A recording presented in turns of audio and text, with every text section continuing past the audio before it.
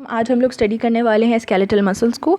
ठीक है, यहाँ पर एक बंदा आपको नज़र आ रहा है और ये क्या कर रहा है, ये वेट लिफ्टिंग कर रहा है। वेट लिफ्टिंग इसलिए कर रहा है कि इसके अच्छे अच्छे मसल्स बन जाए, और वेट लिफ्टिंग करते हुए इसको अपने मसल्स को कॉन्ट्रैक्ट करवाने और रिलैक्स करवाने की ज़रूरत पेश आ रही है। तो हम लोग देखेंगे कि क्या वो बेसिक स्ट्रक्चर्स हैं जो कि इसकी कंट्रैक्शन, मसल्स की कंट्रैक्शन और रिलैक्सेशन में इसको हेल्प आउट कर रहे हैं। तो आ जाइए देखते हैं स्ट्रक्चर क्या है हमारे स्केलेटल मसल्स का। जी, तो हमारे स्केलेटल मसल जो है वो सबसे पहले उसकी ये स्केलेटल मसल की हमारी कवरिंग है, दैट इज़ एपीमाइसियम। ठीक है, और एपीमाइसियम को जब हम उठा के देखते हैं तो हमें नज़र आता है कि ये पता नहीं क्या ऐसे ग्रुप से बने हुए हैं, और उसके अंदर जो है और ग्रुप्स नज़र आ रहे हैं। तो इन ग्रुप्स को हमने ज़रा खोल के देखा और हमें पता चला कि ये ग्रुप क्या है। ये ग्रुप बेसिकली एक फैसिकल है। ठीक है, और इस फैसिकल के अंदर भी मज़ीद हमें ग्रुप्स नज़र आ रहे थे, और ये मज़ीद ग्रुप्स को अब जब हमने खोल के देखा तो हमें पता चला ये मसल फाइबर है। मसल फाइबर, मसल सेल को मसल फाइबर बोलते हैं, और ये मसल फाइबर है जिसको हम लोग अभी देखेंगे कि इसके अंदर क्या क्या स्ट्रक्चर्स होते हैं। और बेसिक यूनिट जो है वो ऑफ कोर्स सेल होता है, और ये सेल के अंदर कौन सा यूनिट्स है जो कि हमारी कंट्रैक्शन और रिलैक्सेशन में हेल्प आउट कर रहे हैं। तो अब ये मसल फाइबर के अंदर भी हमें कुछ यूनिट्स नज़र आए, इसको हमने निकाल के देखा तो ये मायोफिब्रिल निकली। ठीक है, और ये मायोफिब्रिल हैं, इसके अंदर मायोफिलामेंट्स मौजूद हैं। मायोफिलामेंट्स में क्या क्या चीज़ें आ जाती हैं, हमारे थिक और थिन फिलामेंट्स आ जाते हैं। ठीक है, ठीक। Once again take a look. सबसे पहले हमारे पास मसल बंडल था। मसल बंडल के अंदर से एक चीज़ निकली और उसको हमने देखा, वो था फैसिकल। ठीक है, और फैसिकल की आउटर कवरिंग को पेरीमाइसियम बोलते हैं। उसके फैसिकल के अंदर तो हमारे पास मसल फाइबर आया। ठीक है, और मसल फाइबर के अंदर जब हमने देखा तो ये क्या स्ट्रक्चर हमारे पास आ गया, ये हमारे पास आया है मायोफिब्रिल। और इस मायोफिब्रिल के अंदर मौजूद होंगे हमारे एक्टिन और मायोसिन फिलामेंट्स, जो कि हमारी आज हम लोग जिसको बेसिकली स्टडी करने वाले हैं। तो हमारा जो मसल सेल होता है वो कुछ इस तरह का नज़र आता है। ठीक है, आपको नज़र आ रहा है कि यहाँ पे इस तरह की कुछ लाइंस मौजूद हैं, और बीच में हमें ये न्यूक्लियस नज़र आ रहे हैं। तो मतलब मसल सेल जो है वो मल्टी न्यूक्लिएटेड होता है और स्ट्राइटेड होता है। ठीक है, अच्छा, और इसके अंदर क्या क्या चीज़ें मौजूद होती हैं, हमने बात की थी कि इसके अंदर मायोफिब्रिल मौजूद होती है। मायोफिब्रिल को हम लोगों ने ज़रा क्लोज लुक देखा तो myofibril is basically a portion of muscle cell. ठीक है, मतलब कि उसके अंदर से हमने निकाला इसको। अच्छा, मायोफिब्रिल का एक पोर्शन अब हमने यहाँ पर लिया और हमने देखा कि इस तरह से हम लोगों को कुछ स्ट्रक्चर्स नज़र आ रहे हैं। हमें यहाँ पर कुछ फिलामेंट्स नज़र आ रहे हैं इसके अंदर, और अब हम इन फिलामेंट्स को अगर देखें तो मायोफिब्रिल के अंदर स्पेशलाइज्ड इंटरकलेटेड स्ट्रक्चर्स हैं, और ये स्ट्रक्चर्स कुछ इस तरह से लगते हैं। ये देखिए, आई होप कि आप लोगों को अब ज़्यादा क्लियर होगा।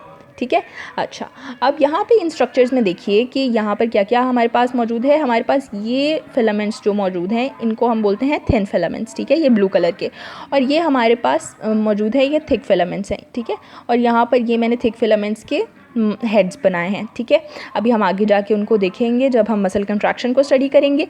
अब यहाँ पर ये जो एक पोर्शन, ये पूरी जो लाइन यहाँ पे कवर हो रही है, इसको हम लोग बोलते हैं जी लाइन। ठीक है, ये एक जी लाइन है और ये दूसरी जी लाइन है, और इन दोनों के दरमियान का जो फासला होता है उसको हम बोलते हैं सार्कोमेयर। तो मतलब कि ये पूरा हिस्सा जो है वो हम सार्कोमेयर उसको बोलते हैं। ठीक है, अब इस सार्कोमेयर के अंदर एक नज़र डालते हैं कि सार्कोमेयर कैसे काम करता है। तो sarcomere, this is a sarcomere, मतलब कि ये हमारे फिलामेंट्स है थिक फिलामेंट्स, और ये हमारे फिलामेंट्स आ गए थिन फिलामेंट्स। ठीक है, और थिन फिलामेंट्स में हमारे पास कौन सी प्रोटीन होती है, हमारे पास जो थिन फिलामेंट्स में प्रोटीन होती है दैट इज़ एक्टिन प्रोटीन। ठीक है, और थिक फिलामेंट्स में जो हमारे पास प्रोटीन होती है दैट इज़ मायोसिन प्रोटीन। ठीक है, और इसके दरमियान से हमारे पास एक एम लाइन गुजर रही है। ठीक है, एक एम लाइन हमने सपोज कर ली। अच्छा, उसके बाद अब हम अगर देखें तो जी लाइन, एक जी लाइन से लेकर दूसरी जी लाइन तक हमारे पास सार्कोमेयर बनता है, और सार्कोमेयर स्मॉलेस्ट कॉन्ट्रैक्टाइल यूनिट है। ठीक है, मतलब कि ये जो एक्टिन फिलामेंट्स हैं जब ये इस तरफ को मूव करेंगी और इन मतलब कि जी लाइन के दरमियान और ये एक्टिन फिलामेंट के दरमियान डिस्टेंस कम हो जाएगा तो मसल कंट्रैक्ट करेगी। अभी हम यानी कि इस तरह से हमें समझ नहीं आ रही है कि एक्टिन फिलामेंट कहाँ से स्टार्ट हो रही है और ये कहाँ पे ख़त्म हो रही है। तो यहाँ पे हमने मज़ीद थोड़ी सी इसकी क्लासिफिकेशन की है कि हम लोगों ने ये एक्टिन फिलामेंट्स के बैंड्स को, जहाँ पे ये सिर्फ एक्टिन फिलामेंट है उसको हमने आई बैंड बोल दिया है। ठीक है, और फिर यहाँ पे एक्टिन और मायोसिन फिलामेंट्स दोनों इस एरिया में मौजूद हैं तो इसको हम लोगों ने बोल दिया कि ये बैंड हमारे पास ए बैंड बन गया, ठीक है। सो हमने इसको ए बैंड बोल दिया है और इसके बाद फिर से जहाँ पे एक्टिन मौजूद है उसको फिर से हम आई बैंड बोल देते हैं, ठीक है। तो मतलब ये हुआ कि जब ए बैंड और जी लाइन के दरमियान डिस्टेंस कम हो जाएगा तो वो कंट्रैक्शन होगी, और जब डिस्टेंस ज़्यादा हो जाएगा तो वो रिलैक्सेशन होगी। अब जब ये कंट्रैक्शन हो रही होगी तो बिल्कुल ये एक्टिन फिलामेंट एम लाइन से आके मिल नहीं जाएगा, बल्कि उनके दरमियान थोड़ी सी स्पेस हमेशा बाकी रहेगी। तो मतलब कि वो जो थोड़ी सी स्पेस कंट्रैक्शन के दरमियान हमेशा बाकी रहेगी, हम कहते हैं कि चलो इस स्मॉलेस्ट एरिया के अंदर जो है वो कभी भी एक्टिन और मायोसिन फिलामेंट्स जो है वो आके नहीं मिलेंगे, और ये जो थोड़ी सी स्पेस बचेगी हम उसको बोलेंगे एज जोन, ठीक है। तो ये हम लोगों ने बातें सारी पढ़ ली। अब इसके कॉन्टेक्स्ट में हम लोग बुक को रीड करेंगे और समझेंगे कि हम लोगों की ये बातें समझ आ गई हैं, ठीक है। तो यहाँ पर हमारे पास बुक मौजूद है। बुक के अंदर हम देखते हैं स्केलेटल मसल और स्ट्राइटेड मसल्स। स्केलेटल मसल जो है वो स्ट्राइटेड है, ये हमने पहले ही देख लिया था। इसके अंदर लाइट और डार्क रीजन्स हैं। लाइट रीजन जो है वो रीजन होगा जहाँ पे सिर्फ एक्टिन फिलामेंट्स हैं, लेकिन जहाँ पे एक्टिन और मायोसिन दोनों फिलामेंट्स हैं वो ए बैंड जहाँ पे बन रहा है वो डार्क रीजन आ जाएगा, ठीक है। Skeletal muscles are composed of muscle fibres and muscle cells. ये भी हमने पढ़ लिया कि मसल फाइबर मसल सेल है। इसके अंदर each skeletal muscle fibre is single cylindrical cell, ठीक है। सिलेंड्रिकल सेल के तौर पर हमने उसको देखा। Enclosed bye a plasma membrane. अच्छा, अब जो ये सेल है वो किससे इनक्लोज है? सार्कोलेमा से इनक्लोज है। ये हमने देखा था यहाँ पर कि ये जो हमें मसल फाइबर नज़र आ रही थी उसकी हमने आउटर कवरिंग को क्या बोला था? सार्कोलेमा, ठीक है। तो मतलब कि जो प्लाज्मा मेम्ब्रेन होती है स्केलेटल मसल सेल की उसको हम लोग सार्कोलेमा बोलते हैं, ठीक है।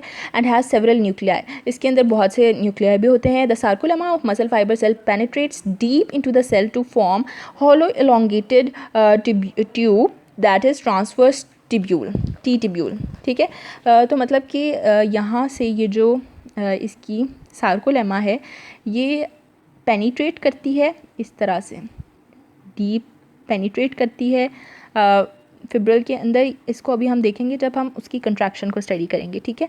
और जब ये पेनिट्रेट करती है और फिर इस तरह से वापस जाती है तो ये टी शेप बन गई है, ठीक है। इस वजह से हम लोग इसको बोलते हैं T tubule. Within the muscle fibre are numerous thin myofibrils, ठीक है। मायो मतलब मसल, फिब्रा मतलब थ्रेड की तरह के होते हैं, which possesses characteristics of cross striation. Cross striation is same जो कि हम लोग ने देखा था ना, structure, this structure is cross striation basically, ठीक है। अच्छा, नेक्स्ट आ जाते हैं नेक्स्ट पेज पे। नेक्स्ट पेज पे है the myofibrils are 1.2 micrometre in diameter that run in parallel fashion and extend the length of the cell. Each myofibril is composed of 2 types of myofilaments. कौन से 2 myofilaments हैं? Actin और myosin. The cytoplasm